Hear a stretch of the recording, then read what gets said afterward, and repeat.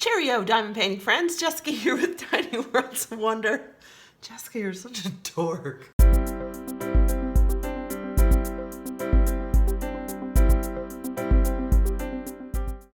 Hey guys, can you believe it's already week 5 of Summer with the Masters 2022? I cannot believe it. You guys are doing an amazing job. I was in Instagram perusing the hashtag last night, Summer with the Masters 2022, and the level of work you guys are doing on this event is astounding. Your canvas choices are so creative. They're so awesome. I'm going to show you a few highlights today in the video. But if you're not actively playing along with Summer with the Masters 2022, I encourage you to go over there and just take a peek. It is so amazing, and there's no way that I can highlight everyone's awesome work here because we just don't have enough time. So go check it out. Hashtag Summer with the Masters 2022 on Instagram. You will not be sorry. You guys, it's amazing. Very happy Independence Day to my US-based viewers. To all the rest of you, happy July. I can't say happy summer because it's not summer everywhere. So happy everything. I hope you guys are doing really, really well. If you're returning to the channel, I just hope you're fabulous. I just hope everything's going fabulous for you. If you're new to the channel, I also wish that for you. If you're new, I want to encourage you to subscribe if you haven't subscribed already, because I just love to see you all the time. I release crafty content regularly. I will have some news for you on that front soon. But if you love diamond painting and other kinds of crafty stuff too, and you just like crafting with kind of a dose of weirdness, you're in exactly the right place today. So today we're going to be talking about great North American artists, aka the most patriotic video I will ever make. I've always felt like where you're born is not really something to be proud of because it's not something you can control. Therefore, there's no reason to be proud of things you can't control. So this video is less about patriotism and more about just exploring some amazing artists as we've been doing all the way through Summer with the Masters. Now, as we get started today, I want to tell you about everything you see on the screen, mostly because the FTC tells me I have to. So my canvas today is from Crafties. It has 34 shades of round drills. This is Water Lily Pond with Japanese Bridge by Monet. It's turning out beautifully, I think. I love the way this patch of water lilies here, this patch of water lilies is looking. I am an affiliate for Crafties. That means I earn a small commission when you shop using the link in the description below. Katie's also an affiliate, and I'd love it if you used her affiliate information because that's not what this is about at all. This is one of Crafties' paint by number kits, which, fun fact, you can request any of their paint by number kits as diamond paintings. You just have to email their customer service. So if you're interested in that, check the description down below. There's some coupon codes down there for you and whatnot. My drill tray today is from Alyssa at Butterfly Resin Gems. Love it, love it, love it, love it, love it. The thing I love the most about it, you guys, is how heavy it is, for one, but two, how easily my drills slide around in here. They slide around like butter, like hot melted butter. It's so good. So good. And it's custom. It's got some old masters artwork embedded down in there. So keep an eye on Alyssa's shop. I think she should be opening in the near future after her medical procedure. My pen called Koi is from Butterfly Effect Wares, another of our event sponsors. So there you have it. Those are the tools I'm using today. Today, the first thing I want to do is show you some finishes that we have for Summer with the Masters. Now, I'm not going to be able to show all the finishes, and it's really hard. It is really hard for me to pick these out. I started with a folder of about 20 screenshots for this section of the video, and I would be editing all day if I used all 20. So I'm picking out like 6 that I want to show you today, and I'm going to continue to show you things as we go along here. The first is from Anxiety Girl 74. This one's called Pyramid of Skulls by Cezanne 1901. This is a cool diamond painting. It's a cool piece of art and kind of unexpected, out of your vein of of the normal Old Masters paintings. It would also be great for drills and chills. I love it. Very well done. Great choice. The second photo is from at Diamond Paintings and Purrs. This one is the kiss from Diamond Dots, and Charlie the cat has made an appearance in this photo, which I think is adorable. The canvas turned out beautifully. I love the bright colors. It's absolutely gorgeous. Congrats on that finish. I know a lot of you are working on that canvas and it's gorgeous. So good on ya. Good choice. The third finish I want to share with you is from at Julie Simkin. She finished Summer by Alphonse Mucha from our friends at Diamond Painting Shop. This turned out so well. Katie just finished this one too, and I'm so excited that I have it in my stash. You know that feeling when you took the plunge and you bought something and then you see it done and you're like, oh, that was a good decision I made. That's the feeling I have when I see this painting. It's gorgeous, gorgeous, gorgeous. At Sherry T61 finished Vase with 12 Sunflowers by Van Gogh. This is the Diamond Dots version.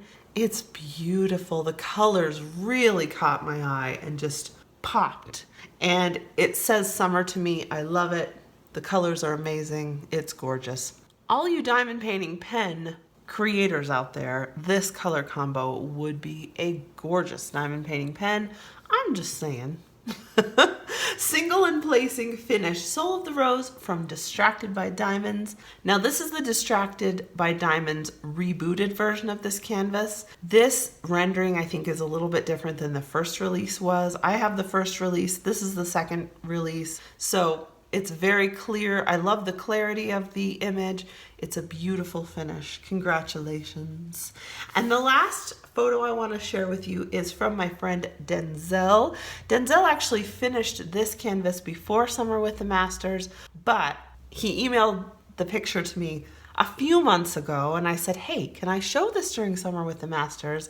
This is a print from Cezanne, who does a lot of really beautiful muted style prints in along this vein. So it's an absolutely gorgeous finish. Congrats, Denzel. Thanks for sharing it with us. Of course, please continue to share all of your finishes over on Instagram. I love seeing them every day. It makes me so happy. There are incredible works in progress going on. I can't say it enough times. Go look. Pause the video. Go look. Now, like I said, you guys, today we're going to be talking about great North American artists, and I'm going to give a disclaimer on this because when I was compiling this list of great North American old masters, there were far more than I could ever include, some of which are not technically in the public domain. Old masters like Georgia O'Keeffe, Edward Hopper, Jackson Pollock, Andy Warhol, tons of other really famous North American artists. I'm choosing to exclude those purposely just because their art isn't available in the public domain just yet. So Maxwell Parrish, that's another one. I really wanted to show some, but some of those death dates are so late that they haven't been dead for 70 years yet. So I have tried to select pieces that would qualify for the event, if that makes sense. Now, as we saw in my last video in week 3, where I talked about old masters from around the world, many of whom are not painters, many of our North American old masters we will never know the names of. They are lost to history for a variety of reasons, including racism, colonialism, all the yucky, ugly stuff.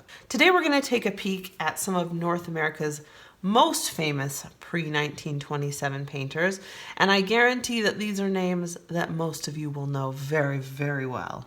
The first piece I want to show you is called Aurora Borealis. This was created in 1865 by Frederick Edwin Church, who was a very famous North American landscape painter. Now, this might seem like a really run-of-the-mill landscape, but the symbolism in this canvas is really what makes it the most interesting. So, Frederick Church was friends with the famous Arctic explorer Isaac Hayes. So the ship depicted in this painting is actually the USS United States, which Hayes used to explore the Arctic. He made a whole bunch of sketches while he was up in the Arctic, and he provided those to church when he returned. Now, of course, if you notice the date, 1865, this piece was created during the Civil War.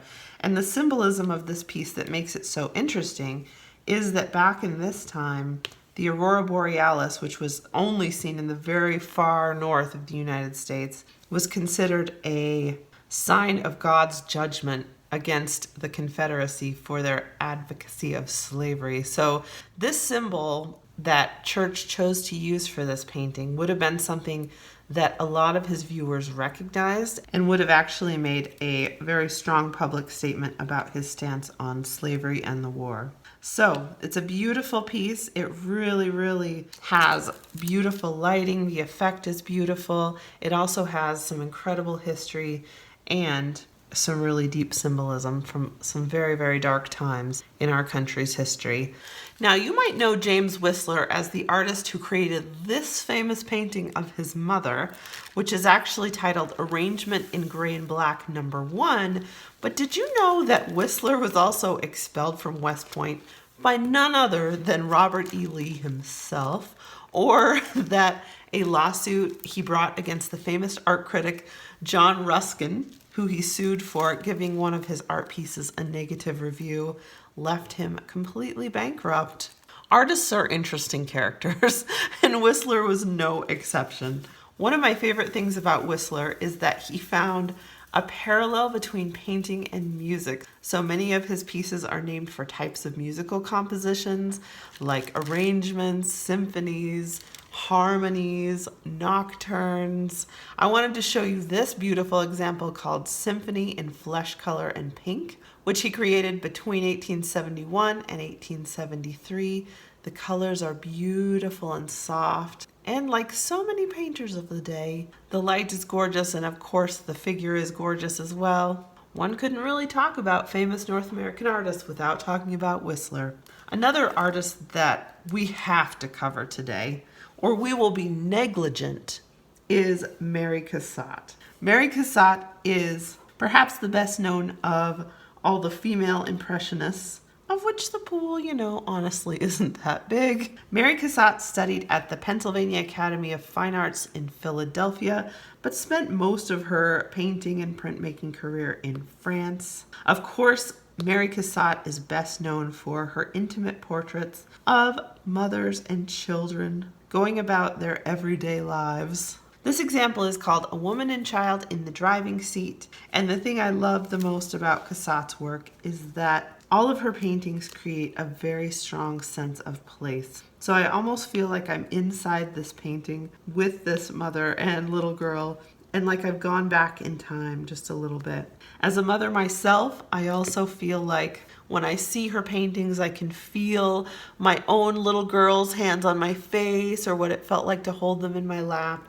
And that's a different kind of experience than I have with most art, I have to say. And it's a prime example of why we need artists from every background so we can experience the full range of human life interpreted through their eyes.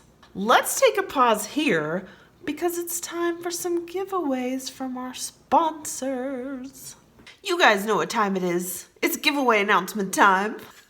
Yay! Now in week 3, we had some incredible prizes. The first was a free canvas of drills donated by Jaded Gem Shop. This is something like you would use to kit up a Heaven and Earth Designs canvas or a blank canvas project. This is an awesome prize. We also had a $25 gift card from Diamond Painting Shop. So thanks to Jaded Gem Shop and Diamond Painting Shop for those amazing prizes. The winner of the free canvas of drills from Jaded Gem Shop is Sarah Barden. Congratulations, Sarah. That is a very exciting prize. And the winner of a $25 gift card from Diamond Painting Shop is Carrie Whedon. Congratulations, Carrie.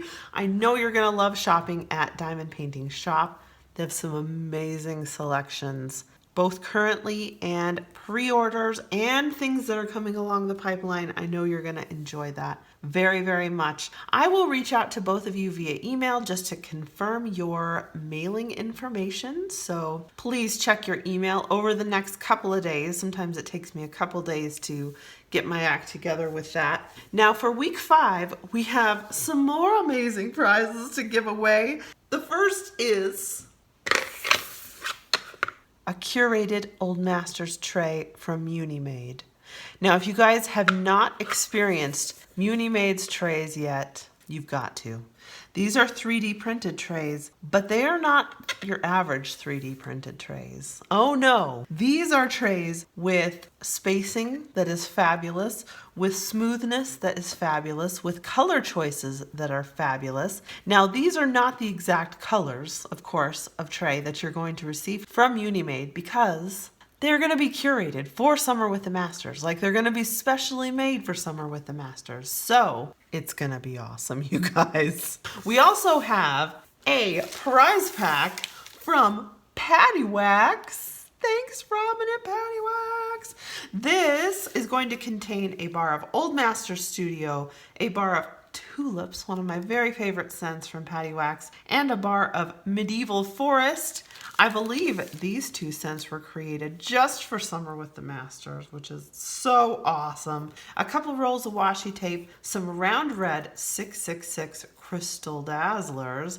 She included beautiful colors that are very appropriate for Old Masters canvases in these prize packs when she sent them to me. So huge thanks, Robin. That will be going to one lucky winner. And last but not least, for week 5, we will have a Diamond Painting Shop $25 gift card. Yes, another one. Huge thanks, Rosa, for donating those gift cards. You will see on your screen right now a list of all of our sponsors. Please support them. There are links to all their shops in the descriptions below.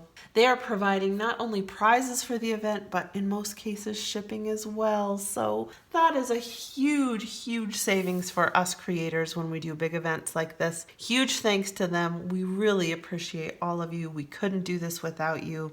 You can find links to every single one of them down in the description below. And of course, per YouTube regulations, you can find all of the official rules down in the description as well. In order to enter for our week 5 prizes, please make sure that you're signed up on the Google form down in the description. You have to be actively working on an Old Masters canvas with artwork before 1927 to qualify, but once you have that in your hands, please remember to sign up. Please remember to complete all of the information that's requested. So read carefully. I don't want to have to eliminate anyone from the drawing just because their info is incomplete. Would you please also leave a comment below with your favorite artist from your country? So if you are in the United States, can you tell me your favorite artist from the United States? If you're in France, tell me your favorite French artist. If you're in Canada, tell me your favorite Canadian artist. You get the gist. Please complete those little projects by July 11th. I'll be drawing, of course, this next round of winners in my next Summer with the Masters video for week 7. So watch out for that. Now back to the video. Now, even though John Singer Sargent was a child of American parents, like many artists of the time, he spent the majority of his life in Europe, which was where the art scene was unfolding at the time. In 1884, he caused a scandal in Paris with this famous non-commissioned portrait of Madame X, who was really the young American expat Virginie Amélie Gautreau.